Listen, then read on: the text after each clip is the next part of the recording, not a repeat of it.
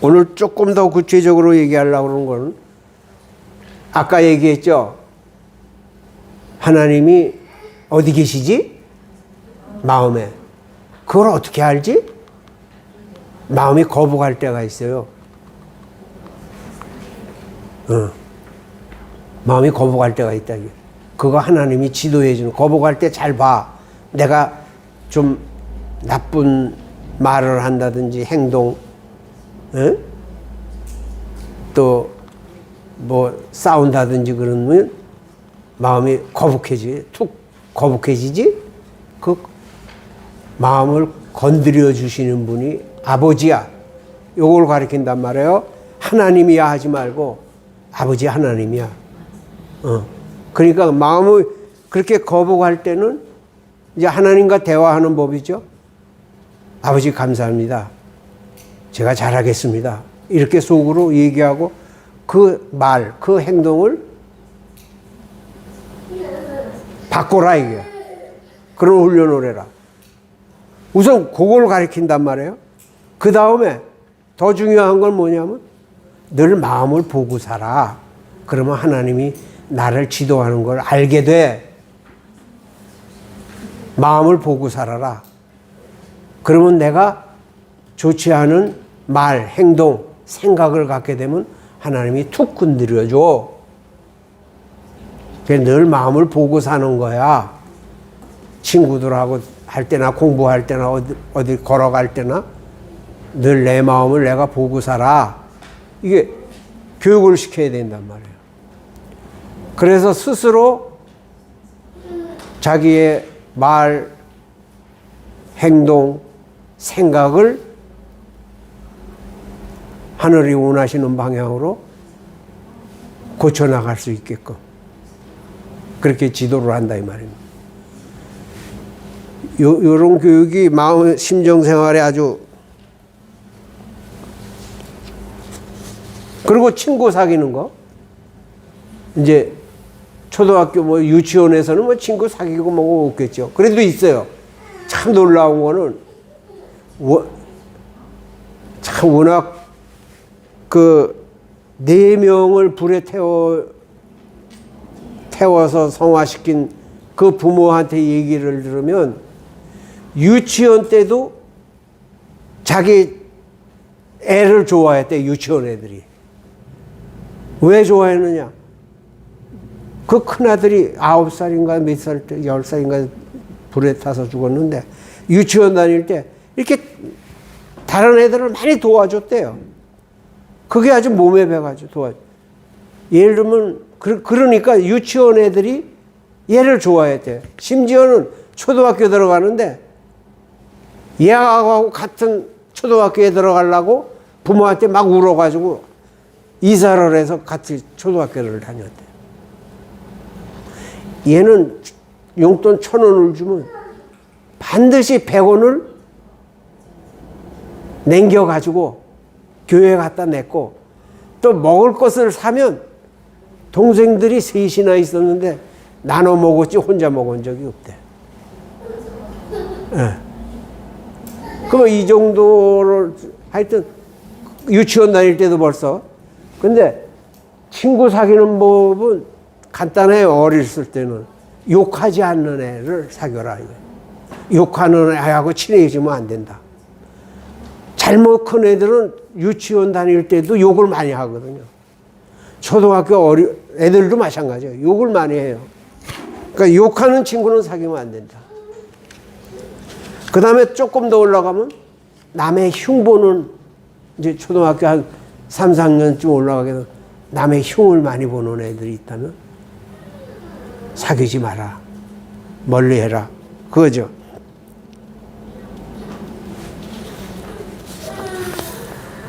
여기 있을 거라 아마.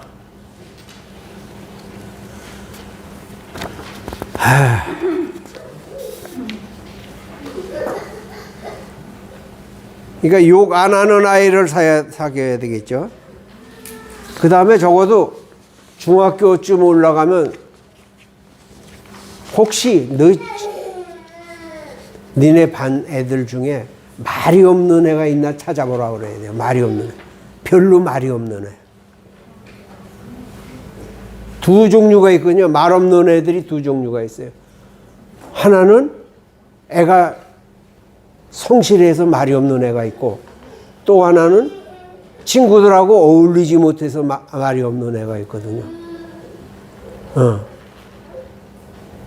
근데 말이 없는 애를 잘 관찰을 해라. 그래서 그 애가 너보다 훌륭하다면 쟤는 왜 훌륭할까? 물어보고, 또 말 없는 애인데 불쌍한 애 같으면 왜 쟤는 불쌍하나?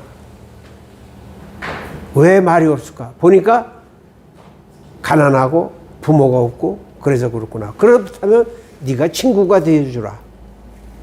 다른 애들은 걔를 무시할지 모르지만 너가 친구가 되어주라. 이렇게 친구를 보는 눈을 좀 뜨게 해줘야 된다 이게요. 그냥 아무나 사귀게 하면 안 된다. 그 다음에 제일 저거 한 거는 아무한테서나 얻어먹지 말아라. 빵을 사준다니요. 아무한테나 얻어먹지 말아라.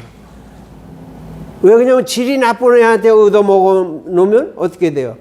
나중에 사줘야 되거든. 그러면 친해진단 말이에요. 아무한테나 뭐 대접받지 마라. 이런 거를 좀 교육을 시켜야 된단 말이에요.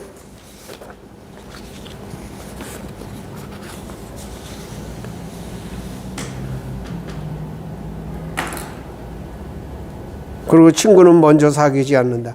참 좋은 친구란 뭐냐면 효성이 좋은 친구가 좋은 친구라요. 부모님에 대해서 참 효성. 근데 그걸 발견하기가 어렵죠. 발견하기가 어려워요.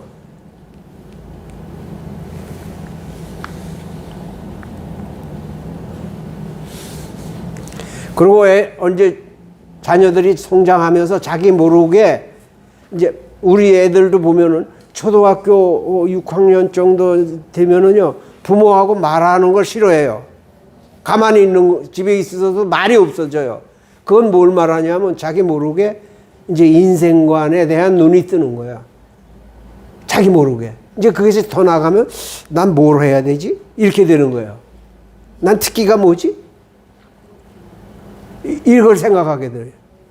그 인생관에 대해서 자기 모르게 이제 꽃봉오리가 올라오는 거야. 그러니까 말하는 게 싫은 거예요. 별로. 뭐 제잘 말하던 애가 이제 말이 점점 없어지는 거라. 그리고 그걸 알고 이제 가르쳐 줘야 돼요.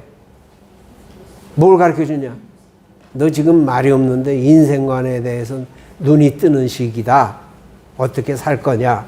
무엇을 할 거냐? 그런 시기라 말이 없어지는 거야.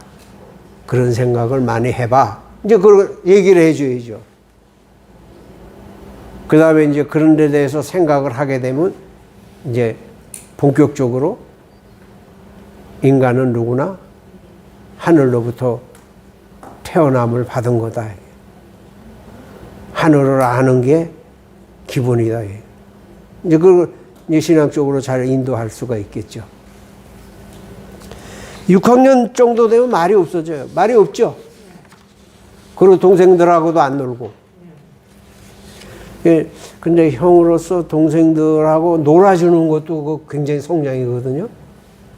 그러니까 예를 들어서 이거라요. 형제가 많은데 동생하고 잘 놀다가 싫거든. 뭐 저렇게 노는 게 싫거든. 그러니까 아이고 뭐 저로 가. 그러거든. 근데 그걸 잘 봐주고 나중에 불러서 동생이 어리고 철이 없어도 네가 일부러 놀아주는 훈련을 하면 네가 좀 훌륭하게 되지.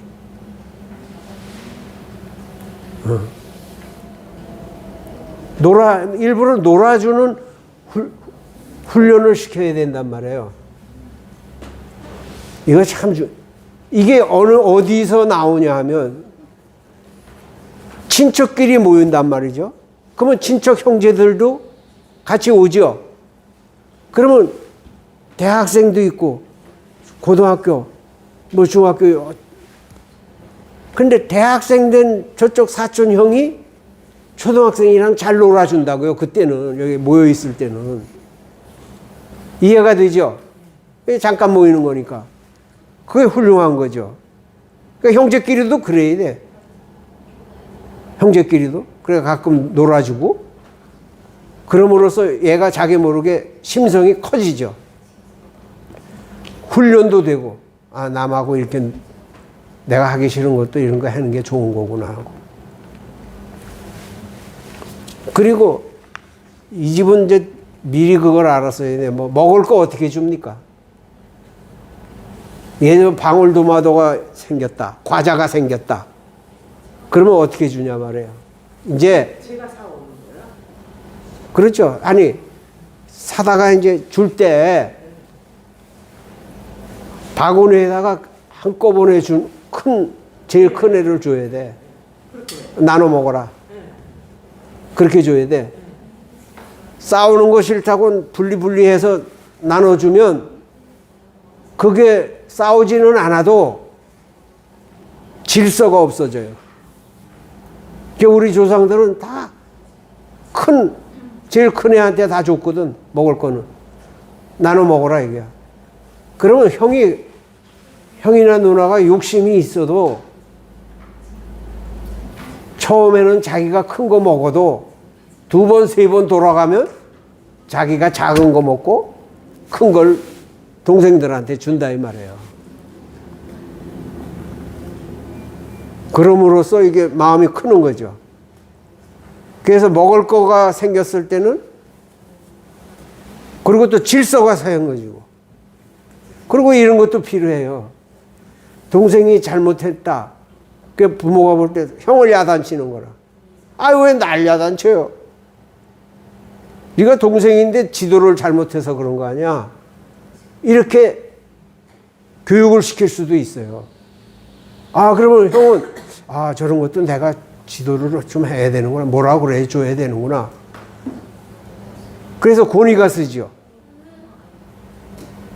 부모가 다 일일이 지도할 수가 없다 이게. 그런 것들이 이렇게 좀 조화롭게 형성되는 게 좋다 이거죠.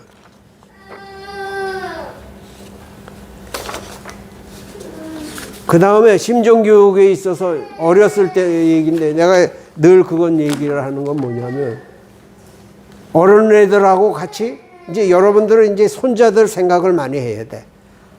어른애들하고 이렇게 자연에 다니잖아요. 자연에 어른애들하고 산책하고 그럴 때 부모가 자연을 보면서 감동을 하고 야, 이거 왜 이렇게 컸을까? 이제 한 4-5살 되는 애들. 뭐, 초등학교 1학년까지도. 자연을 보면서 부모가 감동이 해야 돼.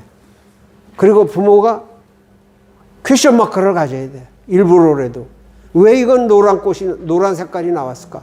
왜 이건 이렇게 모양이 이럴까? 그래서 자연에 대해서 자연을 보면서 우리 어린 자녀들이 궁금증, 왜 저렇게 생겼지? 왜 저렇지? 이런 마음을 가질 수 있도록. 그래서 자연을 유심히 보고 관찰할 수 있게 만든다 이게요. 그럼으로써 만약 계속 그런 마음이 된다면 자연을 닮는 거기 때문에 마음이 맑아진다는 거죠. 그리고 그 자연과 대화하는 법을 가르치고 자연을 통해서 아버지와 대화하는 것. 이건 제가 많이 얘기했죠. 왜 이렇게 피었을까? 이거 하나님이 만든 거야. 하나님 아버지가. 우리를 위해서. 아버지 하나님 이거 어떻게 만들었어요? 부모가 일부러 그 자연과 대화하는 거예요. 하나님 아버지 이거 어떻게 만들었대요? 이렇게 아름다운데 하나님 아버지 이것 좀 보세요. 이렇게 애가 있는데 자연과 부모가 대화하는 그런 모습을 여러 번 보면 애도 자연을 볼 때 그럴 수 있다 이거죠. 하나님과 대화할 수 있다. 그래서 거기서 마음이 열리면 그건 대단한 거죠. 책을 보면 성자들이라고 하는 사람들, 성자, 우리 흔히 세상에서 성자라고 하는 사람들은 100%가 어려서 자연의 신비에 빠진 사람들이에요. 훌륭한 작가도 그래요. 앙드레 지드라든지 로망 롤랑이라든지 뭐 하여튼 그러니까 이 말은 무슨 말이냐면 인간이 타락 안 했으면 자연의 신비에 푹 빠져 사는 거지. 그리고 자연을 통해서 아버지와 대화하게 돼 있고 그럴 수밖에. 우리들 정도 되면 지금도 마찬가지죠. 여러분이 자연을 보면서 아버지하고 자주 대화해야 돼요. 자연을 볼 때마다 아버지하고 대화해야 돼요. 그래서 자연을 볼 때 눈물이 나야 돼.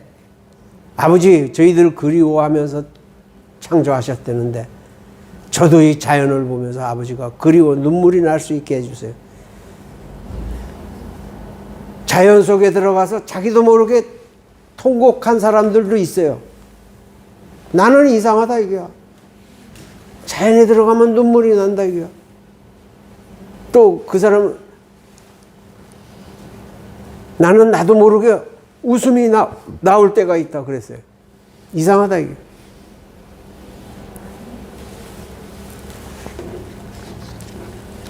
그 자연을 놓고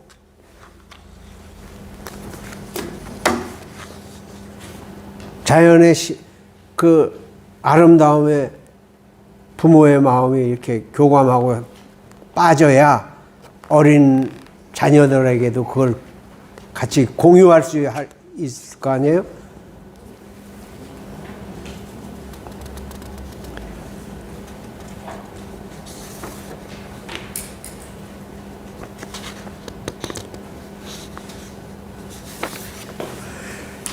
책 좋아하는 사람 있어요? 독서.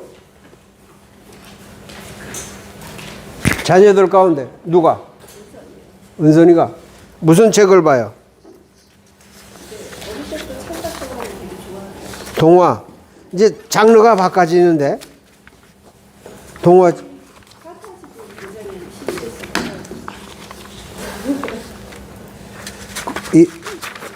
중요한 거는 자녀가 책을 보면 좋아하면 그거 왜 좋은지 물어보고 부모도 그 책을 한번 봐야 돼요. 그래서 쫙 보고 그 부모가 보면 방향을 알게 되거든요. 예를 든다면 책을 좋아해서 벌써 초등학교 6학년 때부터 문학서적을 좋아해. 문학서적 읽기 힘들거든요. 근데 거기까지는 괜찮았는데 일찍이 그런데 눈이 뜨니까 교회하고 멀어져 버린 거예요. 그러니까 참 책을 통해서 그러니까 책을 좋아하게 되는 순서가 이런 거예요. 수필 간단하잖아요. 그 다음에 단편, 뭐 장편, 그리고 장르가 달라지는데 이렇게 책을 좋아하게 되면 시를 좋아하게 만든다. 시는 마음하고 직결되어 있거든. 시. 간단한 문구지만 부모가 시를 읽어서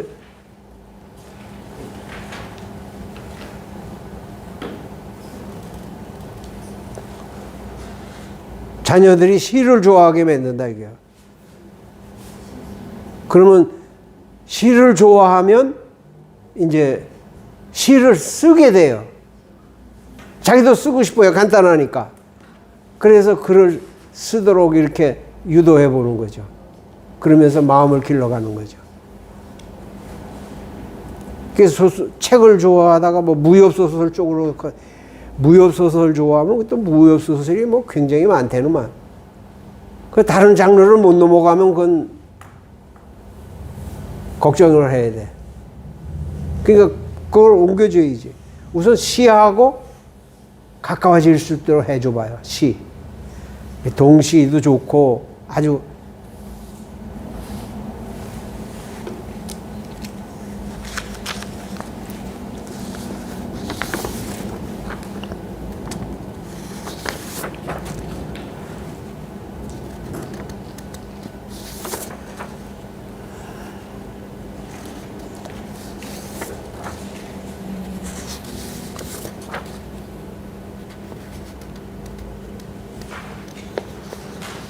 히로코상은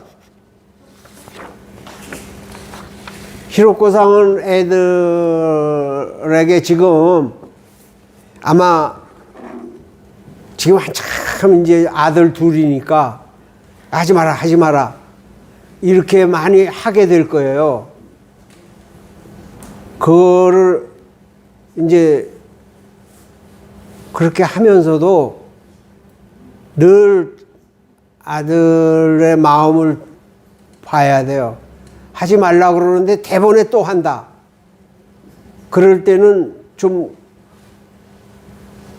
그건 뭘 말하냐면 얘가 마음에 굉장히 억압을 받았기 때문에 튀기는 거거든요.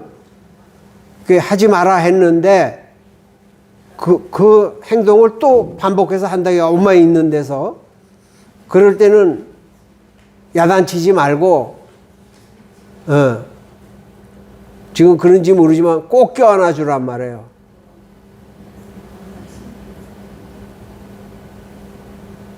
너무 세게 아니라 그리고 엄마가 그렇게 하면 마음이 아파서 그래. 너 그러지 마라 그러는 것보다도 네가 그러면 엄마가 마음이 아파서 그래. 지금 못 알아들어도 괜찮아요.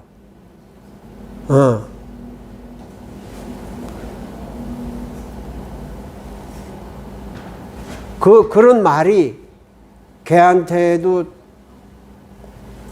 그런 행동을 안 하게 하는 동기도 부여가 되지만 내 자신도 내 자신의 마음도 다스리는 입장이 되거든요. 그러니까 우리들이 실수하면서 자녀를 기르게 된단 말이에요. 어려서는.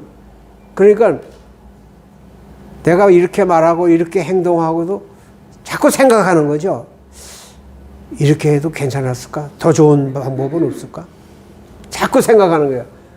그러다 보니까 이제 하늘이 가르쳐 주는 거예요. 그런 걸. 찍 하고. 예를 들면 이거죠. 우리 아들이고 그 다음에 둘째가 딸이란 말이에요. 근데 얘가 한 3, 4학년 될 때 이게 뭐라고 그래야 되나 그 힘이 뻗으니까 지나가면서 동생을 밧줄로 툭 찬단 말이에요. 그러면 동생은 왜 그래 그러거든요. 그러면 또 와서 오빠한테 대든다고 한 대 툭 친단 말이에요. 이제 이런 경우가 있었단 말이죠. 그러면 이제 처음에는 모르고 그렇게 하지 마라 그러죠. 처음에 했을 때는. 동생이 싫어해. 근데 그게 끝나질 않는 거야. 또 그래. 생각하게 된단 말이에요. 생각하게 되고 또 다른 방법이 나오죠. 네가 동생이라면 어떻게 하겠냐? 그렇게 하는 거 좋아하겠냐? 이렇게도 하고요. 여러 번 주의를 줬는데도 그걸 못 고치고 있다고 우리죠. 그런 거는 간단히 할 수 있을 것 같은데, 그래서 한 번은 내가 똑같이 또 동생을 하고 그러길래 노력하는데 잘 안 되는구나. 내가 그랬어요. 반복적인 이제 실수로 노력하는데 잘 안 되구나. 그러니까 얘가 고개를 탁 숙이는 거예요. 그래서 걔가 물론 노력도 하지만 그 다음에 또 그래도 또 실수하죠. 그럴 때는 또 다른 말을 해야 돼. 알고 있지. 그래도 알아들어. 뭔지. 다시 말하면 반복적으로 자꾸 실수한다 이게요. 그런 애들의 그 반복적인 행동을 지도할 때 같은 말로 하지 말고 더 다른 방법이 없을까 이렇게 생각. 그러니까 나는 그랬다 이게요. 여러 가지 얘기를 하다가 노력하는데 잘 안 되지. 그러니까 고개를 팍 숙이더라 이게요. 미안하니까 노력했는지 안 했는지 그 다음에 또 잘못할 때 알고 있지. 노력하는데 잘 안 되지. 두 번 쓸 수는 없잖아. 알고 있지. 무슨 말인지 이해되죠? 같은 말로 이렇게 지도하지 말고 새로운 방법으로. 왜 그러냐면 애들이 같은 말로 하게 되면 그게 이렇게 자극, 뭐라 할까, 그렇게 자극적이지 않은 모양이야. 같은 말이니까. 그러니까 나는 새로운 말, 다른 말, 다른 말을 자꾸 쓰려고 그러다 보니까 마음에 대고 말을 하게 되는 거죠. 마음에 대고. 노력하는데 잘 안 되지. 알고 있지. 네? 잘할 거야. 뭐 이렇게. 그래서 우리들이 자녀를 이제 중학교 정도 컸으면은 이제 뭐 그렇게 지도하지는 않을 거고, 초등학교 때 이제 과정에서 이제 그런 게 많이 나타나는데, 하여튼 새로운 말로. 당신 같은 경우에 이제 자녀들이 많잖아. 중학교 3학년 또 1학년, 5학년, 1학년. 그러니까 늘 참 그 내 자녀가 스스로 그렇게 잘 서로 화목하면서 참 부모님에게 뭐라 그럴까, 걱정을 안 주면서 큰다면 그 대단한 건데, 그렇게 된다면 하여튼 당신 나름대로 잘 참고해서 그런 걸 다 이렇게 기록을 해놓으란 말이에요. 그런 게 우리들 자녀들의 심정교육에 아주 중요한 거니까.